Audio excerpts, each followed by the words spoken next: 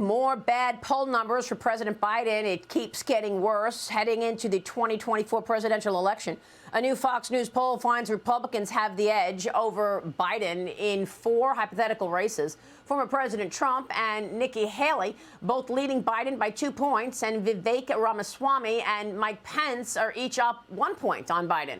61% of voters also say Biden does not have the mental soundness or capacity needed for the job as president, while just 36% say he does. Joining me right now is RenMac partner and head of policy and former Treasury official, Steve Pavlick. Steve, great to see you. Thanks very much for being here. I want to get to those poll numbers in a moment, but first, what's your reaction to the UAW strike? I don't think the UAW strike was honestly that surprising, just given how far the two parties were. I also think the timing, sort of right before a Friday, maybe with the goal of trying to make some significant progress over the weekend, is something to watch. I think what's going to be politically concerning for the White House is when we get to Monday, are the two sides actually any closer to the deal? And if not, is the UAW going to expand that strike further into additional areas? That's not a politically good look for Biden, particularly in Michigan. So that's something I guess to keep an eye on. Well, look, this is just another hit against Joe Biden as well. Republican lawmakers are now demanding full sanctions against China's Huawei and Semiconductor Manufacturing International Corp. After Huawei's new phone uses a chip that appears to rely on U.S. technology. What is your thoughts on the foreign policy of this administration and how it's handled, domestic issues like unions to foreign issues as well?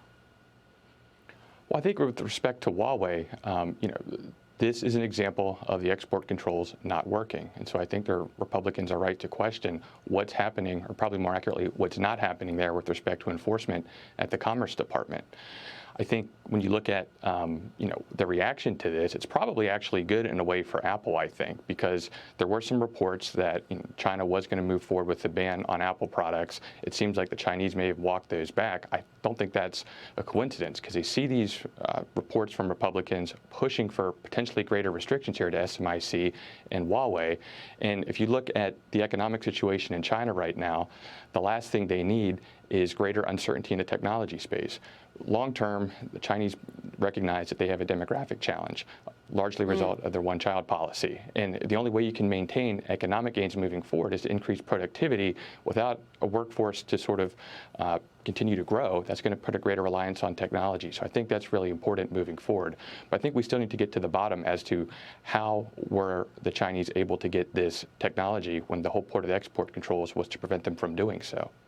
Well, I mean, this is a whole nother reason that we're seeing a strike by the auto workers, frankly, because they're upset that business is going to China. OK, there's this climate change agenda pushing electric vehicles.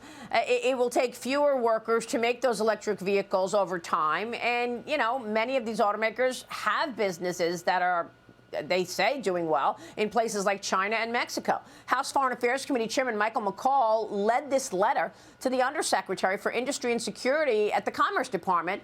The 10 lawmakers write this: despite this knowledge and continued congressional pressure to adopt stricter policies, the BIS has continued to grant licenses to CCP-controlled companies, such as SMIC, worth hundreds of billions of dollars. The companies support the CCP's military and have been responsible for manufacturing semiconductors that power the Huawei 5G devices, Steve. So, I mean, this is all about national security. It's about American jobs. And frankly, it's a dotted line to whether or not this president is compromised. And after taking all that money from China, according to House Republicans, is he favoring China over America? And, the auto workers are even seeing it as part of their complaint. Well, I think what the auto workers are definitely seeing is a threat to their jobs now and moving forward with respect to this electric vehicle transition. I mean, statistics show that EVs, because they require fewer parts moving forward compared to gas combustion engines, are going to put 40% of workers out of jobs, not only for them and for their children, and those towns are going to be decimated by this. So they see this, and then it sort of gets into this climate conundrum. Biden says he wants to bolster a domestic workforce that's going to rely on union workers, but you also have a lot of tension and pressure coming from this sort of climate activist wing of the Democrat Party that wants to go ahead and accelerate this transition at any cost, even at the expense of American jobs jobs, even if that means making the U.S. more dependent on China for its green energy needs. So I think that's concerning. And then you question, why is Biden doing this? You raised an excellent point that the Biden family continues to receive or has received a lot of money from Chinese businesses. That calls into question whether or not he's compromised. We have the House moving forward with an impeachment. I suspect we're going to hear more information about that. And that's one of the things, going back to the beginning of this segment, with respect to the polls.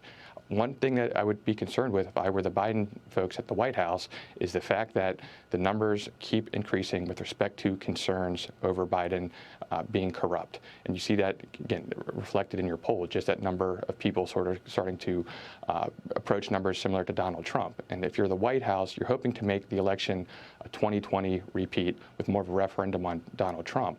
However, if you're Republicans, what you'd like to do is make it more of a repeat of 2016, where there are a lot of concerns just about Biden drive-up dozen favorability ratings. Based on base election, you see economic strife in the Midwest with respect to Michigan, maybe even beyond that. Like Trump pulled it off in 2016 with a similar approach. There's no reason to think he couldn't do so again. Yeah. All right. We'll be watching that. Of course, it's going to be all about this election in the coming months. Steve, thank you.